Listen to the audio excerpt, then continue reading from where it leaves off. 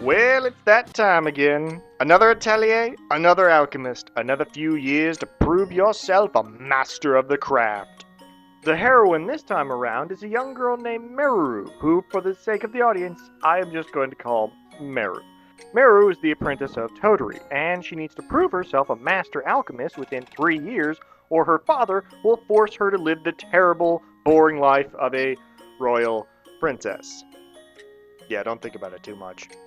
Now, even though she starts off as just a hobbyist alchemist, Meru's ultimate assignment is to improve the infrastructure of the kingdom, getting it to a point where it can compete with the other larger kingdoms, such as Arland. She has to do this by mastering recipes, going on errands for villagers, fighting monsters and collecting bounties, and delivering new supplies to farms and outposts.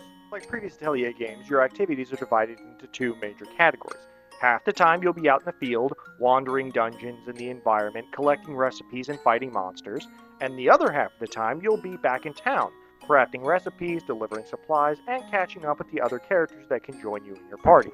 Eventually, when you complete enough quests, the town will level up, and some new areas will open up for you to explore. Now, so far the game sounds pretty identical to the other games in the Arland series. Except there's an unexpected difference. I kinda like this one. I really do. It's no more surprising to me than anyone. The reasoning behind this, and the strange thing, is that most of my complaints about the Atelier series, most of my complaints about this series of games in particular, in Atelier Meruru, they're either limited or they've been rectified in some fashion. All the annoying things that I found in the previous games have been reduced to the point where there were times when I'd be down deep in a dungeon fighting a dragon, and I'd be having something approximating to enjoyment. Now, sure, a lot of the things I didn't like about this series are still present one way or another. For instance, there are still annoying time limits, there are still perishable goods, there are still repetitive quests, there's still annoying trope anime characters.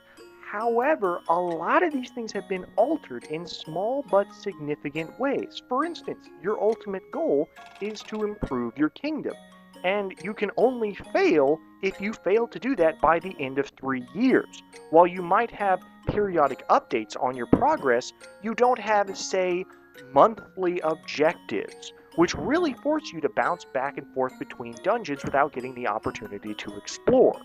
This time around, as long as you finish sometime within that 3 years, you win. Or how about this? Don't like having to collect so many resources all the time?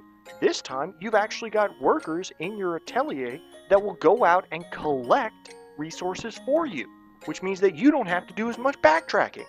It's an obvious addition that I'm really surprised more games in this series haven't used. Or how about this, which was one of the really unexpected things for me? Rorona's back. And she's a child now. And it's really stupid. But I don't even care. Because with Rorona and Toturi available as playable characters, it means you are finally able to field a team where all of your characters are alchemists, where all of your characters can use special items, and Rorona and Toturi can use special attacks as well, which means that they're pretty much the best characters available.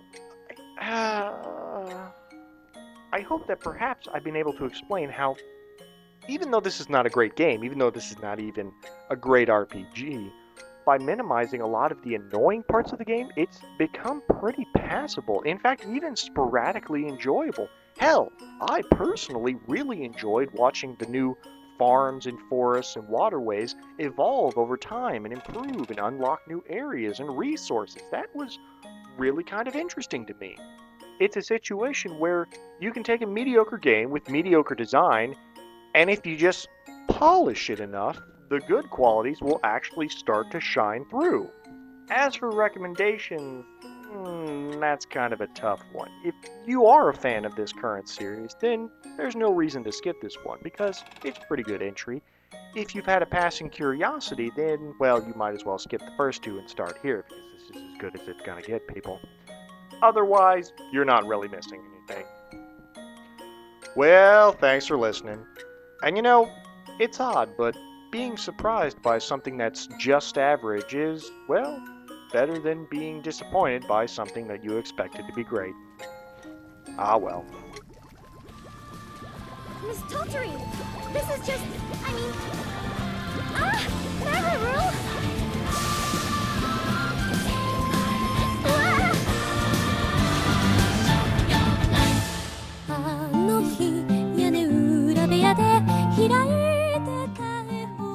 But how about you? It's I see. yeah, me. Oh, I'm sorry.